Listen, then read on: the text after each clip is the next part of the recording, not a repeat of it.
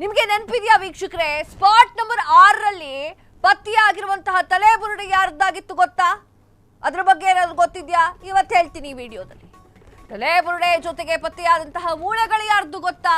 ಈಗ FSL ವರದಿ ಬಹಿರಂಗ ಮಾಹಿತಿಯನ್ನು ಕೊಟ್ಟಿದೆ. ಸ್ಪಾಟ್ ನಂಬರ್ 6ರಲ್ಲಿ ಪತ್ತೆಯಾಗಿರುವಂತಹ ತಲೆಬುರುಡೆ ಯಾರದ್ದು ಗೊತ್ತಾ? ತಲೆಬುರುಡೆ ಜೊತೆಗೆ ಪತ್ತೆಯಾದ ಮೂಳೆಗಳು ಯಾರದ್ದು? ಇದೀಗ FSL ವರದಿ ಬಹಿರಂಗ. ಪಾಯಿಂಟ್ ನಂಬರ್ 6ರಲ್ಲಿ ಸಿಕ್ಕಂತಹ ಬುರುಡೆ ಮೂಳೆ ಗಂಡಸಿನದ್ದು. 25ರಿಂದ 30 ವರ್ಷದ ಒಳಗಿನ ಓರ್ವ ಗಂಡಸಿನ ತಲೆಬುರುಡೆ ಇದು. FSL ವರದಿಯಲ್ಲಿ ಬಹಿರಂಗವಾಗಿದೆ ಬುರುಡೆಯ ರಹಸ್ಯ. FSL report. ಧರ್ಮಸ್ಥಳ ಫೈಲ್ಸ್ ಪ್ರಕರಣಕ್ಕೆ ಬಹುದೊಡ್ಡ ಟ್ವಿಸ್ಟ್. ಚಿನ್ನಯ್ಯ ತೋರಿಸಿದಂತಹ ಪಾಯಿಂಟ್ ನಂಬರ್ 6 ಸ್ಪಾಟ್ ಇತ್ತಲ್ಲ ಅದು. ವಾವ್ ಚಿನ್ನಯ್ಯ, ವಾಯ್. ನಿನ್ನ ಜೊತೆ ಇದ್ದವರು ಈ ರೀತಿ ಸ್ಕೆಚ್ ಹಾಕಿದ್ರೋ ಅಥವಾ ನೀನು ಆ ರೀತಿ ಸ್ಕೆಚ್ ಹಾಕಿದ್ಯೋ ಗೊತ್ತಿಲ್ಲ. ಒಂದು ತಲೆಬುರುಡೆ ಸಿಗುತ್ತೆ ವೀಕ್ಷಕರೇ. ಸ್ಪಾಟ್ ನಂಬರ್ 6ರಲ್ಲಿ ತಲೆಬುರುಡೆ ಮತ್ತು ಕಳೆಬರಹಗಳು ಸಿಗುತ್ತೆ. ಆಗ ನೋಡಬೇಕಾಗಿತ್ತು ನೀವು, ಆಗ ನೋಡಬೇಕಾಗಿತ್ತು. ಅಯ್ಯಯ್ಯೋ ಸಿಕ್ಕಿಬಿಡ್ತು. 6ನೇ ನಂಬರ್ ಇದರಲ್ಲಿ ಒಂದು ಮಹಿಳೆಯ ಕಳೆಬರಹ ಸಿಕ್ಕಿಬಿಡ್ತು. ಅದನ್ನ ರೇಪ್ ಮಾಡಿ ಸಾಯಿಸಿರಬಹುದು ಅಥವಾ ಇನ್ನೇನೋ ಹೀನ ಕೃತ್ಯ ಮಾಡಿ ಸಾಯಿಸಿರಬಹುದು ಅಂತ ಸುದ್ದಿ ಬಂದಿದ್ದೇ ಬಂದಿದ್ದು.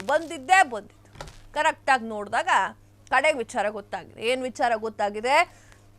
ನಿಗದಿತವಾಗಿ ಯಾವುದೇ ಸ್ಮಶಾನ ಇಲ್ಲದೆ ಹೋದಾಗ ನಮ್ಮನೆ ಬೆಟ್ಟ, ನಿಮ್ಮನೆ ತೋಟ, ನಮ್ಮನೆ ತೋಟದಲ್ಲಿ ಅಪರಿಚಿತ ಹೆಣವನ್ನ ಹೂಳ್ಲಿಕ್ಕೆ ಪರ್ಮಿಷನ್ ಕೊಡದೇ ಇದ್ದಾಗ ಇನ್ನೇನು ಮಾಡೋಕ್ಕಾಗತ್ತೆ?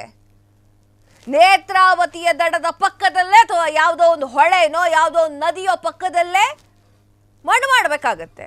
ಯಾಕೆ ಹೇಳಿ? ನನ್ನ ಸಂಬಂಧಿಕರು ಅಲ್ಲ, ನಿಮ್ಮ ಸಂಬಂಧಿಕರು ಅಲ್ಲ, ಆ ಒಂದು ಕಾರಣಕ್ಕೆ. ಆಗ ಅದಾದ ನಂತರ ಅಸಲಿಯತ್ತು ಸತ್ಯ ಗೊತ್ತಾಗುತ್ತೆ.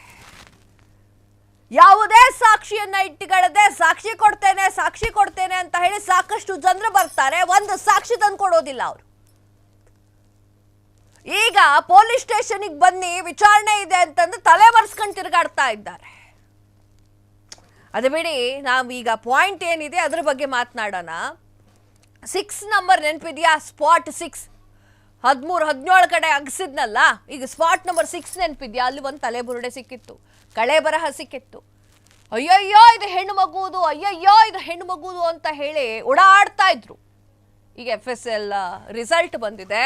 ಇಲ್ರಪ್ಪ, ಅದು 25-35 ವಯಸ್ಸಿನ ಒಂದು ಗಂಡು ಮಗ. ಅದು ಅಂದರೆ ಲೆಕ್ಕ ಹಾಕಿ.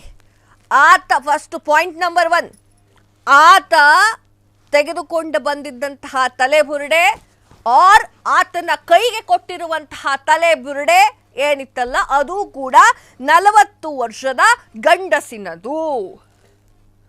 ಸ್ಪಾಟ್ ನಂಬರ್ 6ರಲ್ಲಿ ಯಾವಾಗ ನೀವು ಯಾವ ಕಡೆ ಅಗಿತೀರೋ ಆ ಕಡೆಗೆ ರಾಶಿ ಕಳೆ ಬರಹ ಸಿಗುತ್ತೆ ಅಂತ ಕಾಗೆ ಹಾರಿಸಿ, ಬರೀ ಕರ್ನಾಟಕದಲ್ಲಿ ಅಲ್ಲ ದೇಶ ವಿದೇಶದಲ್ಲೂ ಕೂಡ ಕಾಗೆ ಹಾರಿಸಿದ್ದಂತಹ ಚಿನ್ನಯ್ಯ ಆ ಸ್ಪಾಟಲ್ಲಿ ಸಿಕ್ಕಿದ್ದು ಕೂಡ 25ರಿಂದ 35 ವರ್ಷದ ಒಳಗಿರುವಂತಹ ಗಂಡು ಮಗ. ಅದು ಎಲ್ಲಿ ಕಾಗೆ ಹಾರಿಸಿದ್ರಲ್ವಾ, ಅಥವಾ ಸಾರಿ ಕಾಗೆ ಹಾರಿಸಿದ್ದು ಅಂತ ಹೇಳೋದಿಲ್ಲ, ನೀವು ಹೇಳಿದ್ರಲ್ಲ.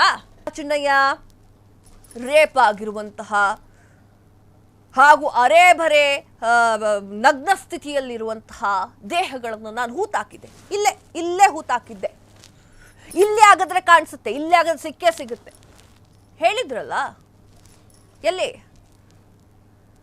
ನೀವು ಎರಡೆರಡು ತಲೆಬುರುಡೆ ವಿಚಾರ ಮಾತಾಡಿದೆ ನಾನು. ಅದು ಎರಡೂ ಕೂಡ ಗಂಡಸಿಂದು. ಹಾಗಾದ್ರೆ ಹೆಂಗಸಿನ ತಲೆಬುರುಡೆ ಎಲ್ಲಿ? ಇಲ್ಲೆಲ್ಲ ಬಕ್ರಾಗಳು ಕಾಣಿಸ್ತೀವ ನಾವು? ಸರ್ಕಾರದವ್ರ ಬಕ್ರಾ ತರ ಕಾಣಿಸ್ತಾ ಇದ್ದೀರಾ ಅಥವಾ ಜನಸಾಮಾನ್ಯರ ಬಕ್ರಾ ತರ ಕಾಣಿಸ್ತಾ ಇದ್ದೀವ? ನಿಮ್ಮ ಕತೆಗೆ, ನಿಮ್ಮ ಮೋಸದ ಕತೆಗೆ, ಸಾಕ್ಷಿ ಇಲ್ಲದೆ ಇರುವಂತಹ ಕತೆಗೆ ಅವನು ಯಾವನೋ ಸೂತ್ರಧಾರಿ ಅಂತೆ, ನೀವು ಪಾತ್ರಧಾರಿ ಅಂತೆ. ಇದನ್ನ ಜಗತ್ತು ನಂಬೇಕಂತೆ. ಕ್ಷಣ ಕ್ಷಣದ ಸುದ್ದಿಗಳಿಗಾಗಿ ಫ್ರೀಡಂ ಟಿವಿ ಸಬ್ಸ್ಕ್ರೈಬ್ ಮಾಡಿ, ಲೈಕ್ ಮಾಡಿ ಹಾಗೂ ಫಾಲೋ ಮಾಡಿ. ಹೊಸ ಸುದ್ದಿಗಳ ನೋಟಿಫಿಕೇಶನ್ಗಾಗಿ ಬೆಲ್ ಐಕಾನ್ ಮೇಲೆ ಕ್ಲಿಕ್ ಮಾಡಿ.